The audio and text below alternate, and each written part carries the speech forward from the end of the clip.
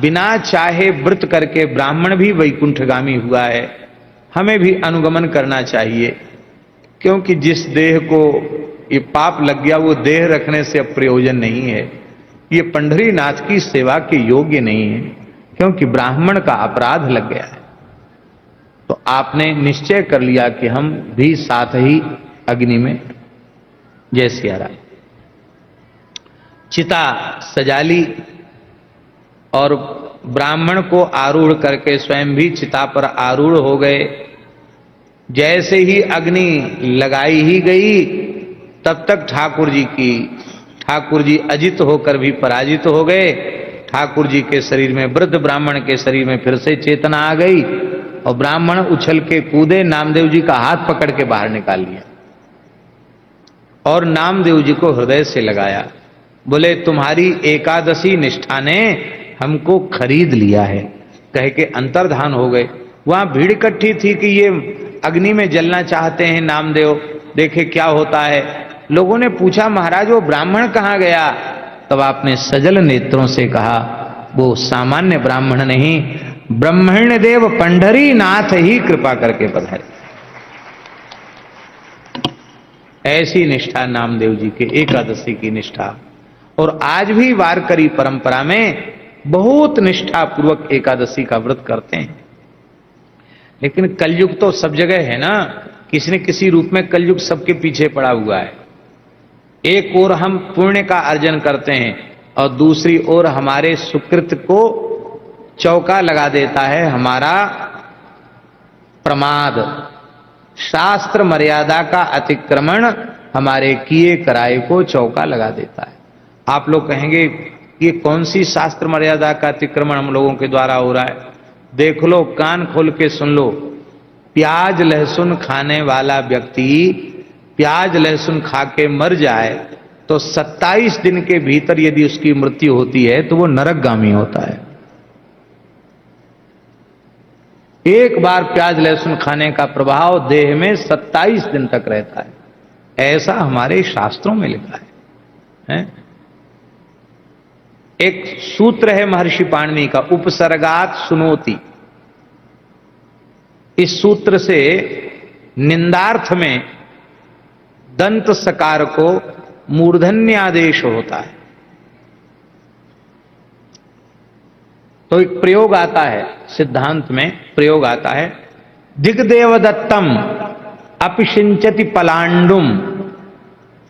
क्या प्रयोग है? दिग्देवदत्तम अपिशिंचति पलांडुम।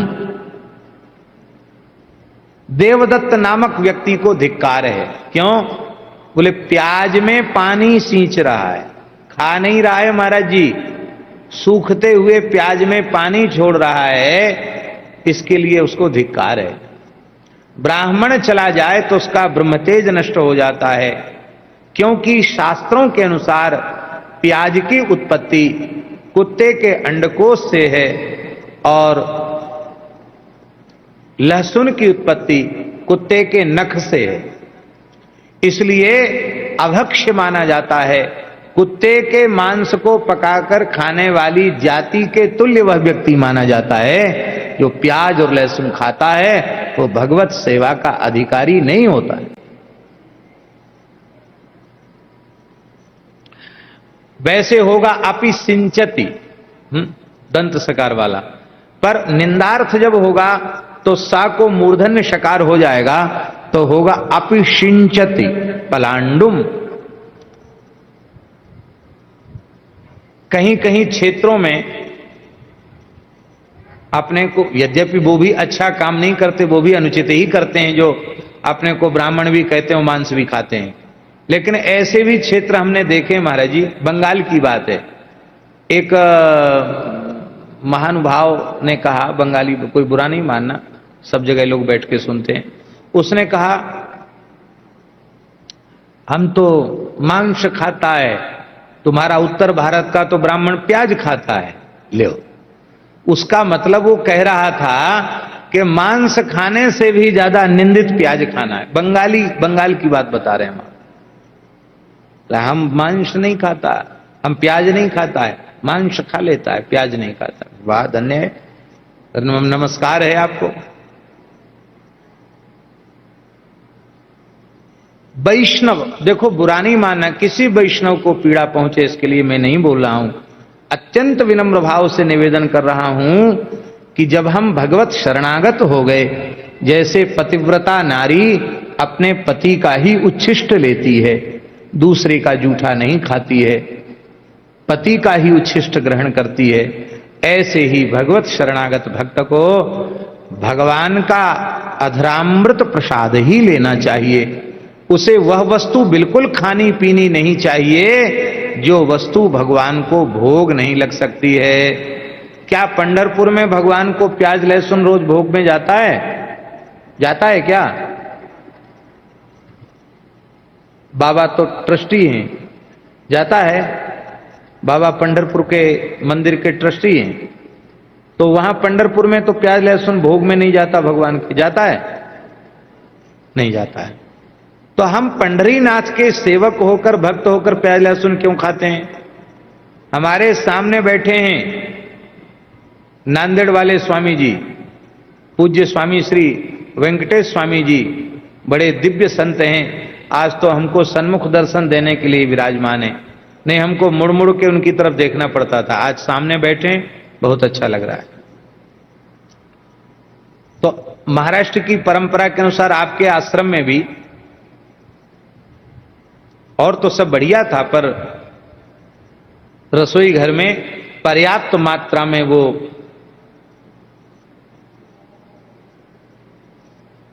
प्याज लहसुन तो रहता ही था।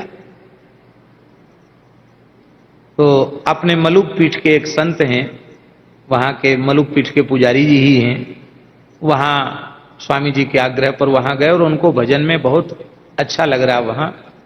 और दास का एक मन एक ये होता है कि हम स्थान की सेवा के निमित्त या अपने किसी कार्य के निमित्त किसी भी साधु को भजन से रोकें, यह संभव नहीं है, क्योंकि भजन मुख्य काम है।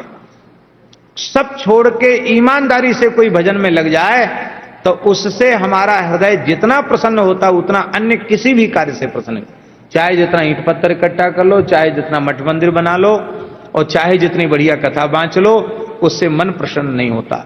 मन प्रसन्न उसी से होगा जो ईमानदारी से भजन में लग जाए। और ठाकुर जी की कृपा से कई संत अच्छी तरह से भजन में समय लगे हैं, मलुक पीठ के कई संत भजन में लगे, उनमें अनंत दास जी भी भजन में लगे। तो वहां रहते हैं स्वामी जी के आश्रम में, और थोड़ी गौ सेवा भी देखते हैं, क्योंकि दास कहता है कि जहां कहीं रहो वहां तो कुछ सेवा जरूर करो, और ठाकुर जी की आरती कर लेते हैं। बाकी समय अहरनिश भजन में रहते हैं। अब उनके रहने से सबको प्रसन्नता, उस स्वामी जी को प्रसन्नता। उन्होंने कहा भाई हम तो रह तभी पाएंगे जब ये सब हटाओ यहां से। एक बार स्वामी जी गए बाहर और उन्होंने सब कचरा निकाल के बाहर फेंक दिया। आपका एकमात्र स्थान वो ऐसा हो गया कि जिसकी परिधि में अब प्याज लहसुन का प्रवेश नहीं है। तो हम भी यही चाहते हैं कि कम से कम देवगढ़ वाले आश्रम में अब प्याज लहसुन का प्रवेश न हो, क्योंकि जब बड़े लोग आचार्य लोग कोई काम करेंगे ना तो उसका प्रभाव सबके ऊपर पड़ेगा। आज हम राधा कृष्ण जी से कह रहे थे, क्या कहें, अब हमें कल कह रहे थे कि अब गृहस्थों से भी ये कहने का साहस नहीं होता है कि तुम प्याज लहसुन मत खाओ। क्यों? बुरा नहीं मानना, सब संतों को हम दंडवत प्रणाम करते हैं, संत तो हमारे अति आराध्य हैं। अब साधुओं में भी कांदा लहसुन और प्याज खाने की परंपराएं चल पड़ी हैं। तो हम इसलिए पीड़ित हैं कि जब हम अपने लोग ही सावधान नहीं रह पा रहे हैं तो बेचारे गृहस्थों से हम क्या कहें। पर यदि आप ईमानदारी से भगवान की ओर बढ़ना चाहते हैं तो आपको आहार शुद्ध करना ही पड़ेगा, क्योंकि आहार शुद्धौ सत्व शुद्धि। प्याज लहसुन में औषधि गुण तो स्वामी जी बहुत हैं। दोष क्या है? दोष, सबसे बड़ा दोष यह है कि वह कामोत्तेजक है, वासना को जगाता है, काम वासना को जागृत करने वाला है वो। तो ब्रह्मचारी कभी भी प्याज लहसुन खा करके ब्रह्मचारी नहीं रह सकता है। ये दोष है प्याज लहसुन का। और इस मार्ग में हमारा ब्रह्मचर्य ठीक हो, हमारा सदाचार ठीक हो, यह अत्यंत अपेक्षित है। लोग कथाओं में इस तरह की बातें बिना संकोच के नहीं कह पाते हैं, लेकिन हमें आपसे कोई स्वार्थ तो है नहीं कि आप हम बोलेंगे तो द्वारा नहीं बुलाओगे, न बुलाओगे तो ज्यादा कृपा करोगे। हम तो भगवान से प्रार्थना करते हैं कि कभी ऐसा कोई अवसर आवे कि अब बहुत भटक लिए, अब ब्रज के बाहर आना जाना बंद हो जाए, वहीं रह के 2-4 राम राम करके अपना जीवन सफल करें। मन में ऐसी बात बार बार आती है, भगवान कभी जरूर पूर्ण करेंगे। तो आहार शुद्धि, गाजर का भोग नहीं लगता भगवान को। एक सज्जन हमसे बोले, ग्वालियर की बात, बोले महाराज जी आप पढ़ते भी हो, कथा भी करते हो, जाने कौन सा विटामिन होता आंख के लिए बहुत जरूरी होता है, वो गाजर में बहुत बड़ी मात्रा में होता है, आप जरूर खाया करो। भले ही एकादशी को न खाओ, लेकिन गाजर का जूस, गाजर की साग, गाजर का हलवा, ये सब बहुत फायदेमंद है। हम उनका प्रवचन सुनते रहे।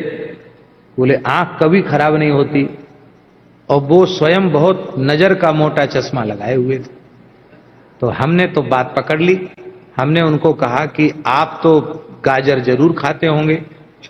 हाँ हाँ, हम तो नाश्ते में गाजर ही खाते हैं, जूस भी पीते हो ना, जूस भी पीते हैं, हलवा वाला हलवा तो रोज रोज नहीं, कभी कभी हलवा भी मिल जाता है खाने के लिए। मैंने कहा तो आपके तो आंख पर इतना मोटा चश्मा लगा हुआ है, बिना चश्मा के, हम तो बिना चश्मा के देख भी लेते, आप बिना चश्मा के देख नहीं सकते। बोले असल में हमारा अमुक कारण से आंख खराब हो गई। फिर गाजर ने फायदा क्यों नहीं किया?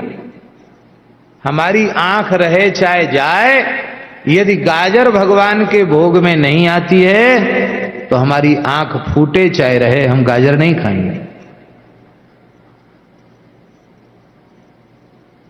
इस निष्ठा से वैष्णव धर्म का पालन करो। भगवान को जो भोग नहीं लग सकती है वस्तु, वो कितनी भी उत्तम क्यों ना हो, भले ही उससे हम अमर होते हों, पर हमें उसको खाकर अमरत्व नहीं चाहिए। हमें भगवत प्रसाद ग्रहण करके अपनी बुद्धि को पवित्र करना है, ऐसा भाव रखना चाहिए। तो एकादशी तो बड़ी निष्ठा से करते हैं, कीर्तन भी खूब निष्ठा से करते हैं, लेकिन आज बाबा का वाक्य पढ़ा हमने, मराठी में तो क्या है हम भूल गए, पर उसकी हिंदी याद। पूज्य समर्थ सदगुरु श्री कृष्ण गिरी बाबा जी का वाक्य, उसमें लिखा है कि घड़े में छेद है, रस ठहरता नहीं है। ऐसा है ना एक वाक्य, पूज्य बाबा का वाक्य है, घड़े में छेद है, रस ठहरता नहीं है।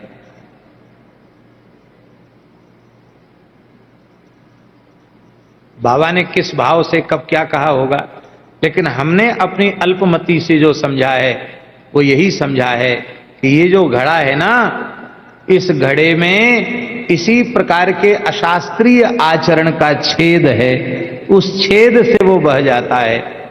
अब कोई कहे कि अमुक महात्मा बड़े सिद्ध थे और वो तो प्याज खाते थे और फिर भी सिद्ध हो गए, तो हम क्यों ना ऐसा करें। देखो, समर्थ जो महापुरुष होते हैं, उन महापुरुषों के वही चरित्र अनुकरणीय होते हैं जो सर्वथा शास्त्रानुकूल हों, क्योंकि उनकी तो सामर्थ्य है।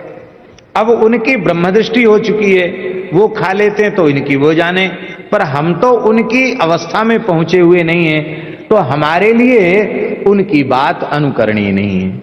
हमारे लिए तो वही अनुकरणीय है जो तस्मात् शास्त्रम प्रमाणम ते कार्या कार्य व्यवस्थितौ दृष्ट्वा शास्त्र विधानोक्तम कर्म कर्तु मिहार हसी।